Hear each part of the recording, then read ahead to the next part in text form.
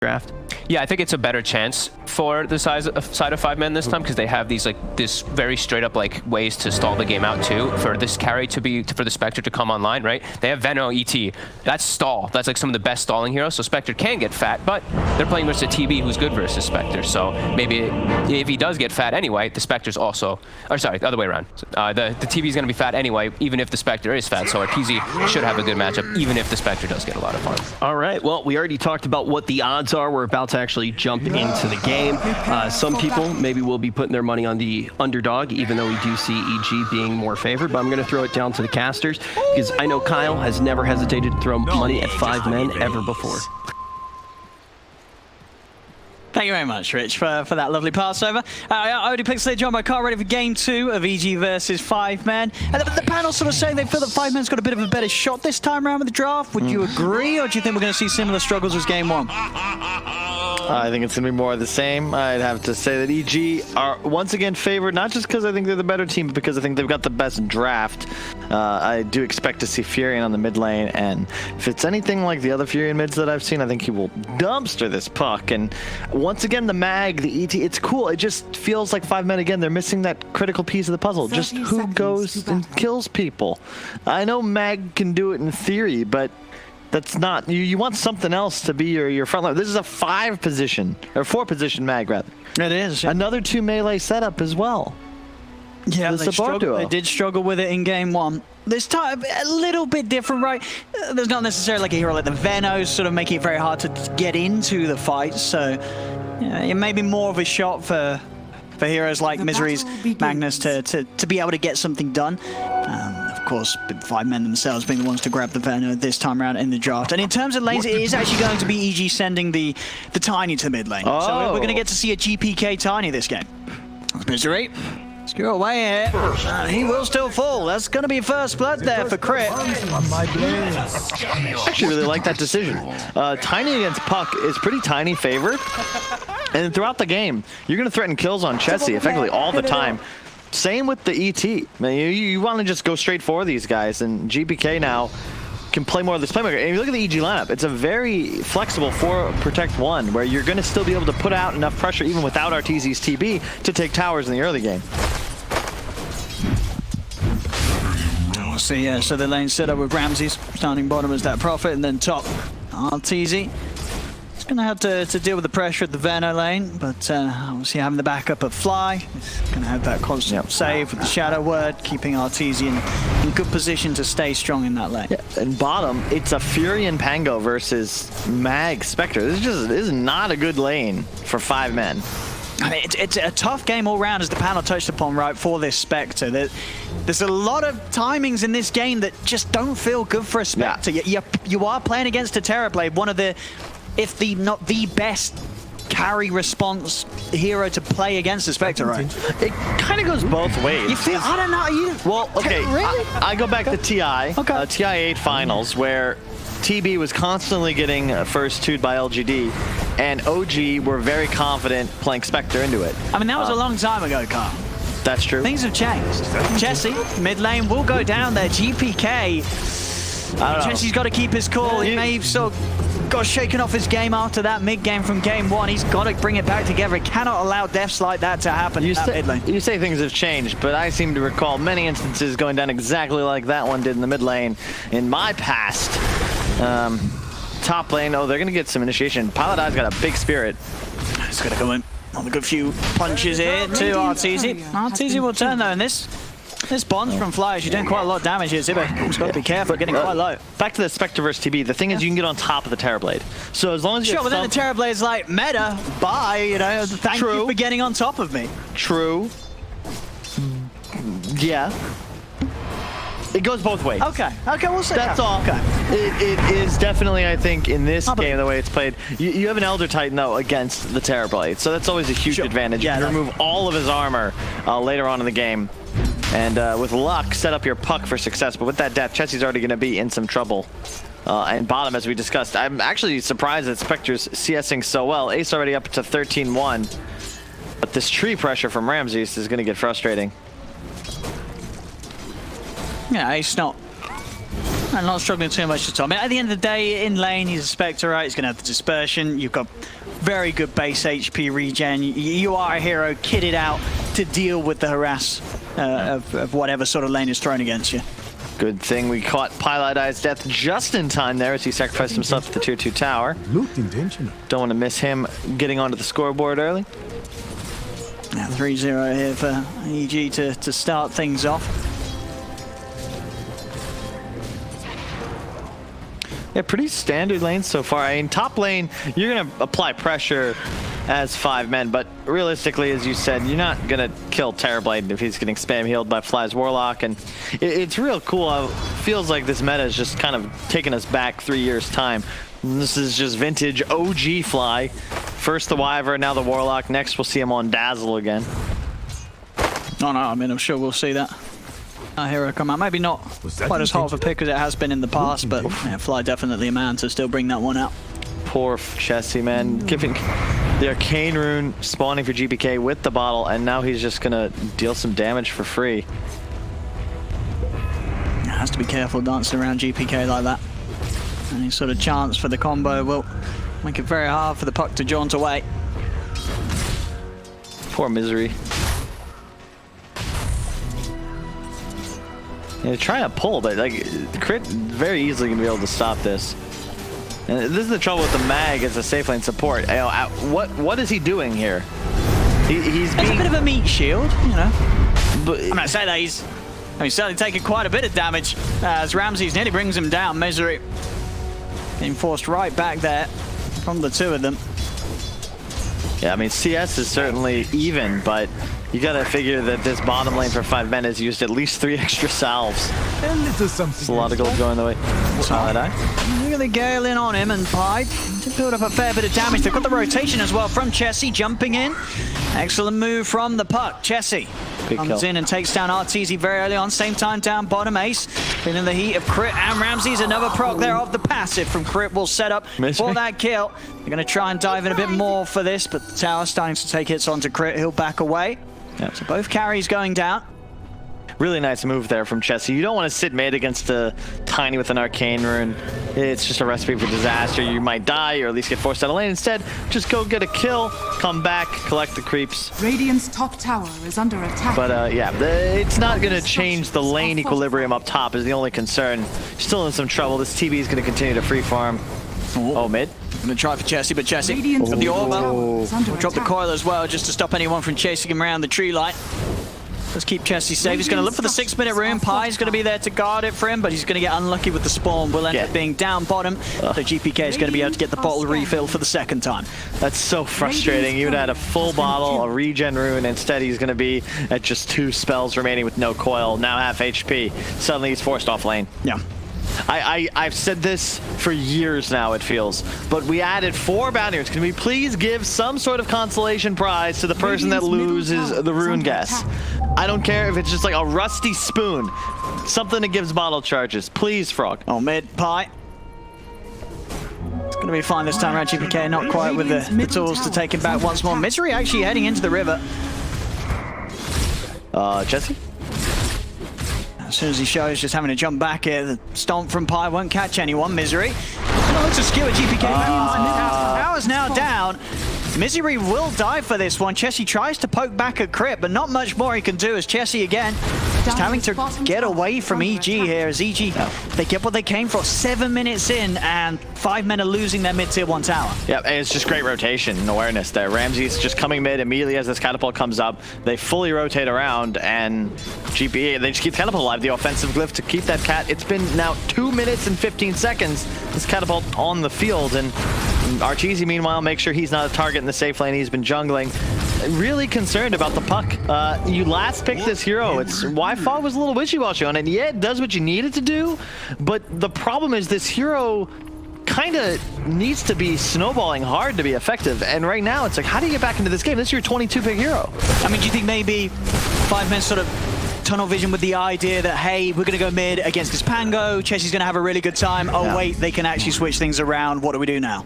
That's the benefit of the time. That's why EG has always and forever been willing to first to this hero. They've been consistently able to play it on multiple core positions, and it's arguably Crit's best hero. Top lane. Ace is going to come in with the horn.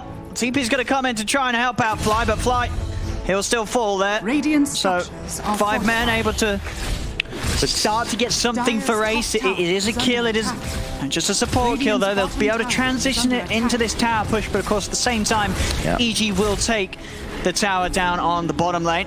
So still struggling to really find a play that gets them back in line with EG. Radiant's bottom tower has fallen. 2 towers, 8 minutes and 30 seconds into the game. That is so solid from EG. They're going to likely seed top, but it's just so much more time required from 5 men to get these objectives. Ace does claim the last hit, though. It's a nice infusion of gold into his purse, but still the top 3 on the charts, all belonging to North American players. Certainly is so far. I mean, I believe it, yeah. 3K lead indeed, and Tip's starting to come. That's what I like to see. And now this... Having a bit of a poke. This, I will say that there are a few players, much like in Pokemon, that are... well, that's the wrong way to go about it.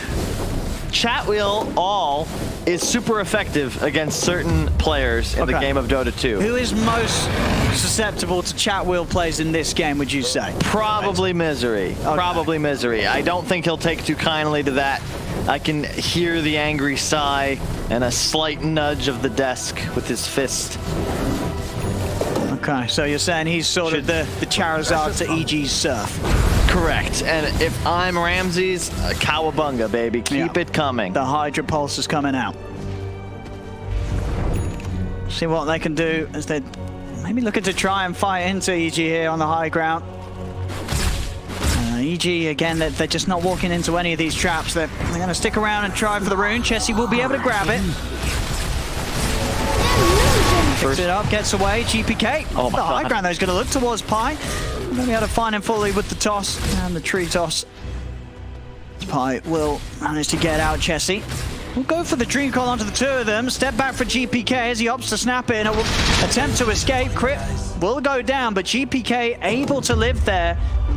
Didn't look like Misery was able to quite commit with the RP onto GPK. Would have potentially got them that kill on Tiny if he wasn't able to.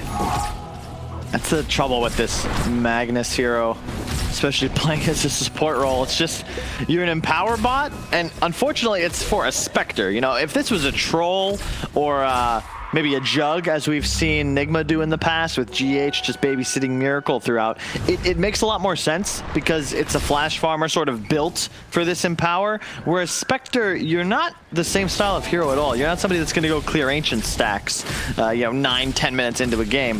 So it's less of a steroid and more of a Nutri-Grain bar. And meanwhile, EG, even though they've only got the 3 kills on the board, it's still 3K and they've got map control, and they can continue to tighten this noose. Ramses rushing the Orchid, expected against the puck, but he might be caught here. They're going to find him. Well, see if the 2 of them can do it. He's decently tanky. Not ward down on them, giving them all the information that he needs. They'll be able to take it away. Does, of course, mean that Ramses is safe and sound here. Pi not able to grab him with the stomp. EG just... I mean, we saw in game 1 the frustrations and the struggles of 5 men to be actually able to make a move against EG. EG just seemingly having an excellent read on this team and the way that 5 men are trying to play against them. Tower is under attack. It's just, you're in this spot where not much you can do as 5 men. Look at your course. It's just Puck that's really able to get offensive, but who's he supposed to target? Not a TP illusion. That was not ideal, but yeah, you've got a Furion, he's not on map. Arteezy, he's not on map. It's just the Tiny of GPK, who's got 1 billion armor and HP. He's not a real target for you. And you're in 6th place on the net worth. Yes. Yeah, someone's got to sort of calm Chessie down. They've got to get him leading some plays. So this sort of play is just not going to cut it against EG. I thought Pilot had just gotten himself blocked. Chessie. Oh, the Nature's Wrath from Ramses. Coming in with a perfect bounce to push Chessie out of the game yet again.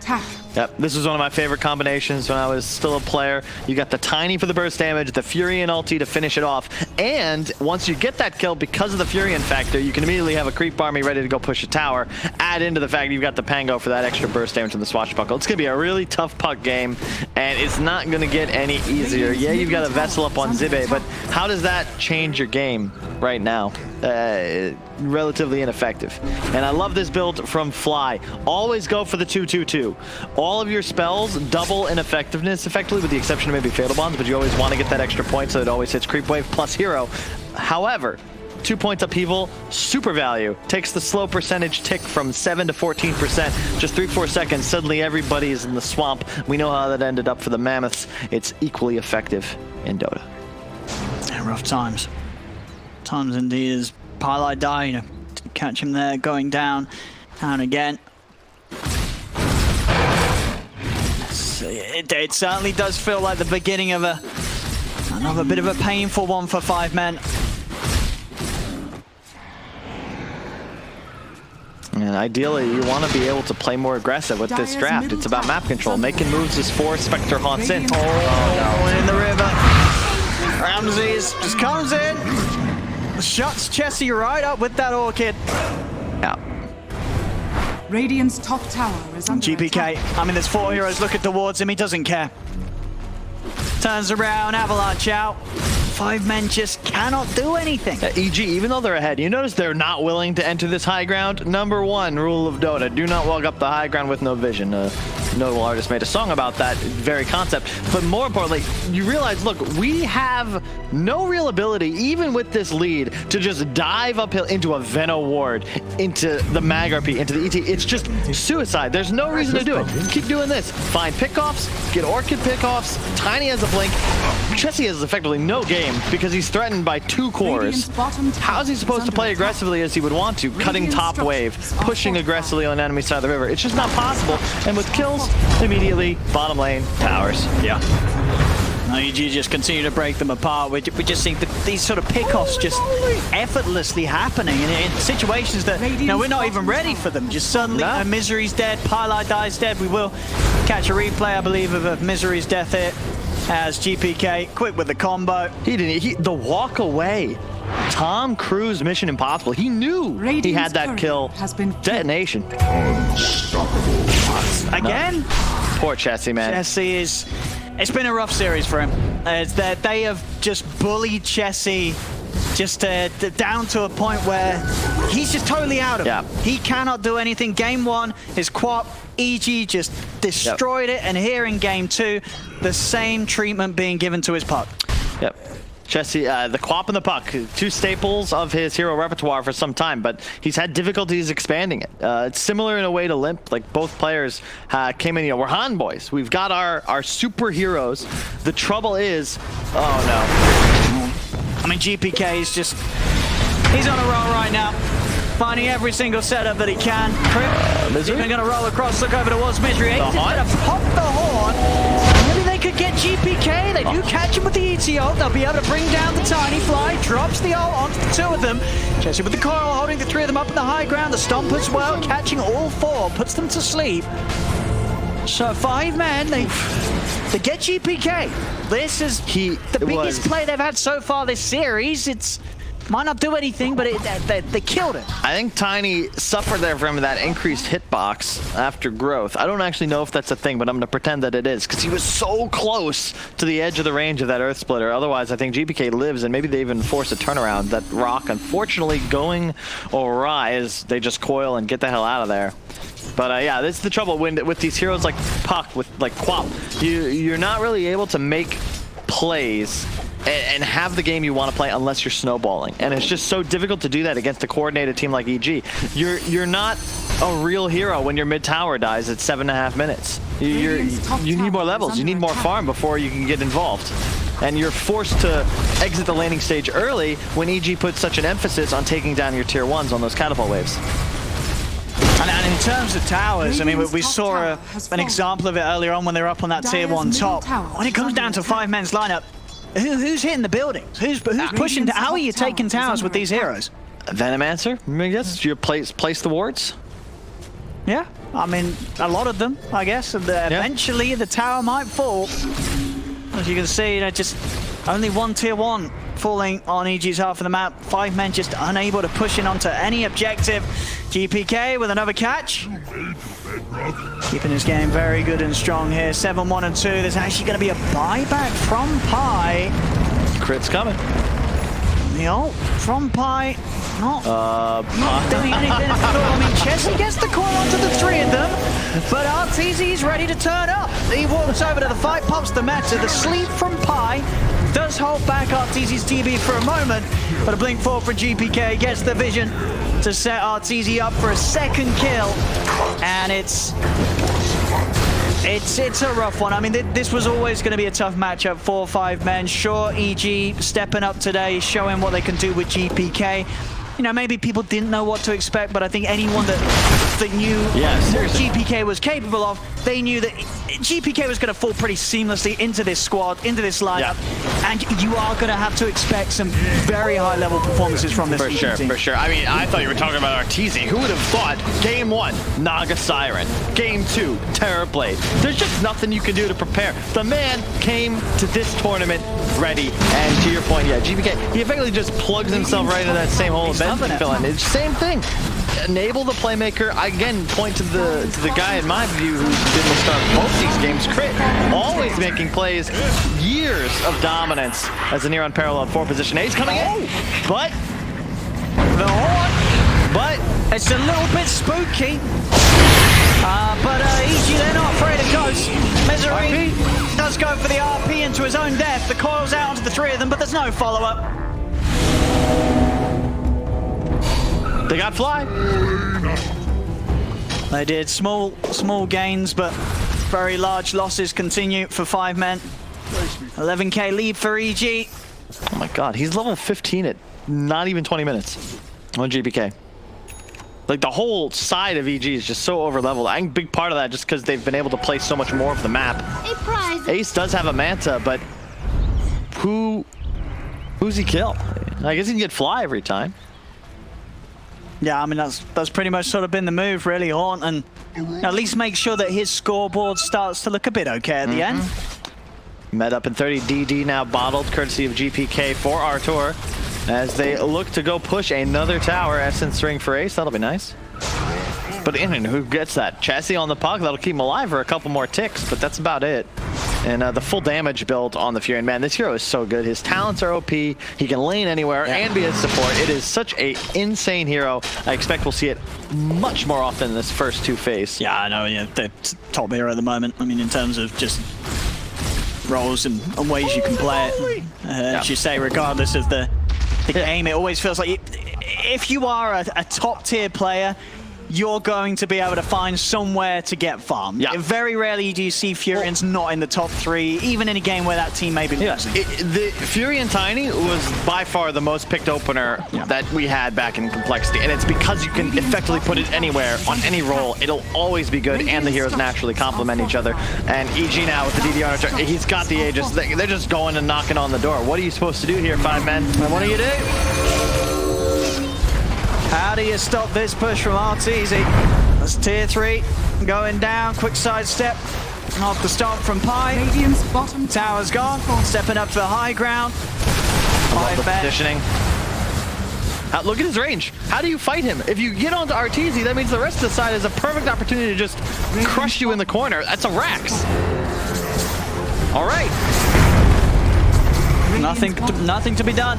Nothing can be done here by 5 men.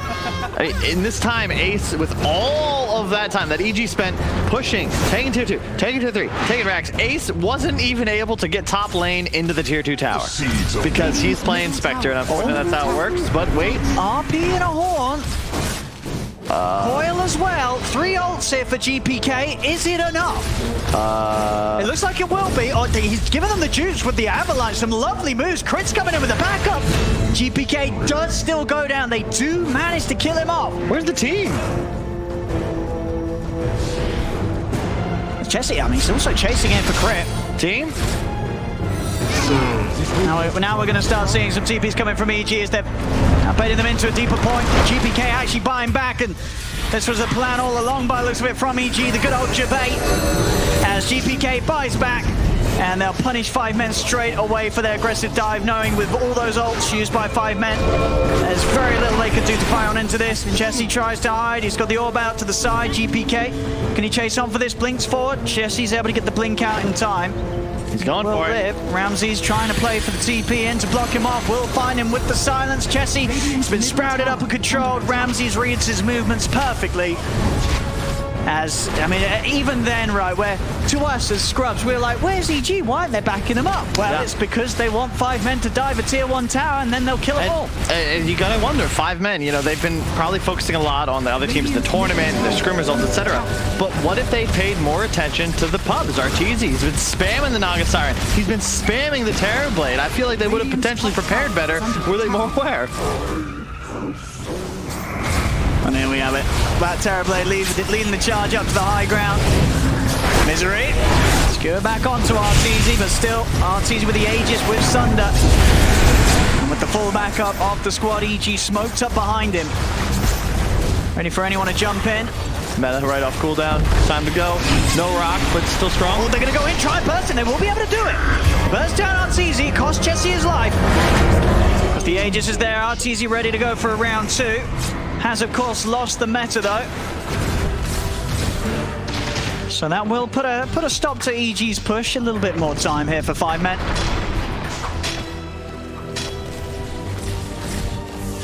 Yeah, the Hurricane Pike, if it's a BKB, you might just end the game there, but style points and all that, it's quite nice against the Elder Titan as well for the positioning. And EG just in such a strong spot. 16k, the gold lead. And looks like it'll just be a slow bleed. 5 men. What can you do here now? Manta Illusions plus the TB spawn. You just take one wave. You've got super creeps in the bottom, and you just play around mid. You can even see the warding set up to do just that. And again, the initiation from 5 men is Misery on the Magnus, charging forwards. No Blink Tiger, trying to find a kill. These 2 supports, they've both got large objects, but as if anything was proven to me with the advent of ranged weapons, it's that just having sticks in your hands is not gonna cut it when the other team is shooting a bunch of stuff at you. I don't know where I was going with that. No, I don't think 5 men know where they're going here from this position either. As just continuing to be controlled by EG, even in these moments where they're outside of their base, it really feels like they're only able to because EG's allowing it. Crit, a 5th place in net worth ahead of the 2 enemy cores. It's just Ace, really, who's still in fighting shape and still so much more farm.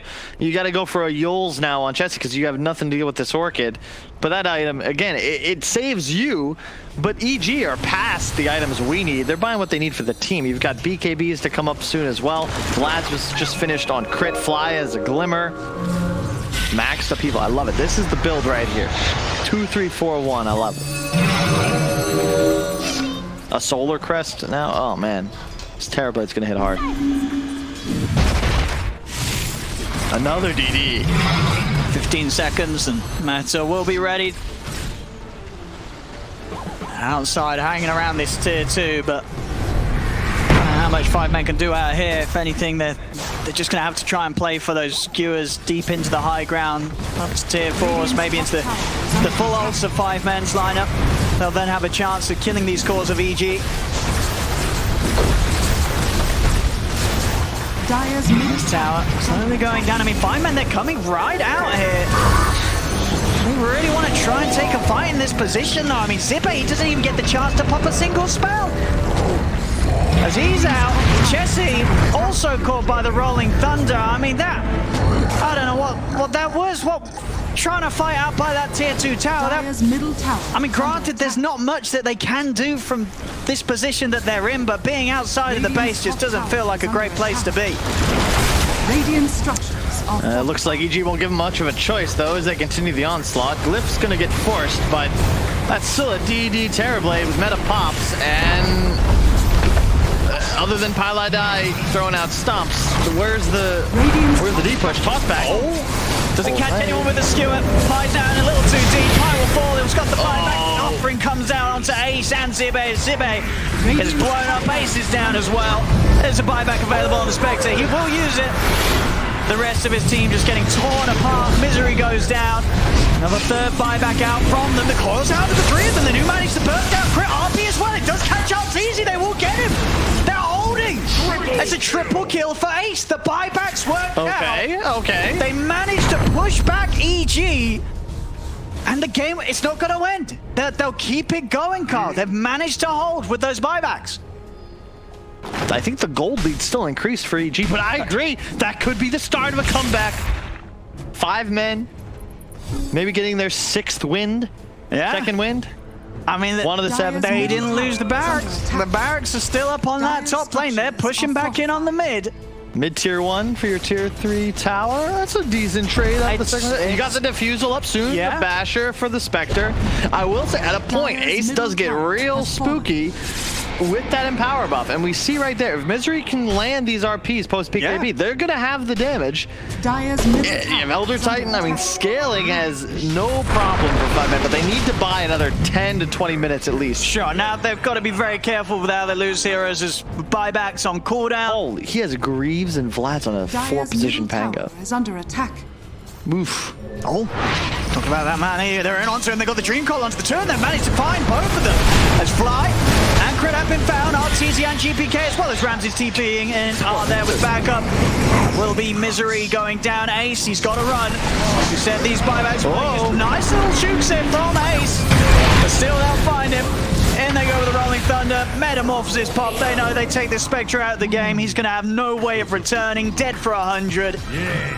It was a nice bit of a punch back there when it came to that high ground hold from 5 men, but any time that you're having to invest in the buybacks, it leaves you very vulnerable to being just taken apart once more, and the game's just over. I love it, because you force the enemy buybacks. Yeah, Fly dies, he immediately buys back. That kill effectively just wastes your ultimates, and now creeps in bottom. You know there's no BB on Spectre, so it's just straight up go end the game. You can get Megas here, but looking at EG and their positioning, maybe you go for Throne? Radiant's barracks are under attack.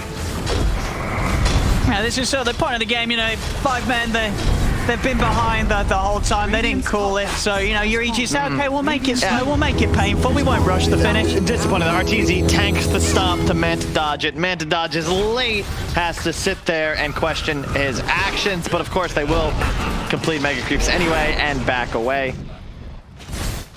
Yeah, we'll see. And Sarah again as Pilot Die doing what he does best, and back to Matt.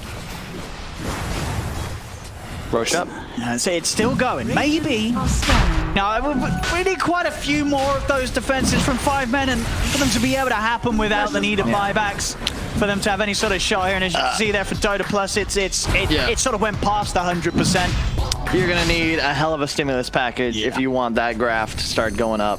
And I just don't think that Ice Frog is going to be as susceptible as J-Pal, and yeah, it's 27k, 3111, just again clean from EG. Nothing really more to say about it. I think that if you look at their drafts specifically, they've that like balance and complexion that you're looking for at this level of Dota 2. And 5 men, again, I'm not sold on this double melee support lineup. It felt like it hurt them in the laning phase, and then they just don't have that defensive team fight, that combo breaker that Fly's been able to provide in both these matches. Maybe an Aegis snipe from Chessie. Could be pretty high. It could be. Is he able to do it though? They're actually sort of teasing with it, EG. They're not committing to finish the Roche yet. Maybe see if they could bait out this move from 5 men around the pit. There's Roshan very low. Yeah, EG just on the high ground, seeing if 5 men do step into this. 5 men, they've got the full lineup ready to go. All ults are available. They've got the team fight. And they find the perfect execution they're going to need.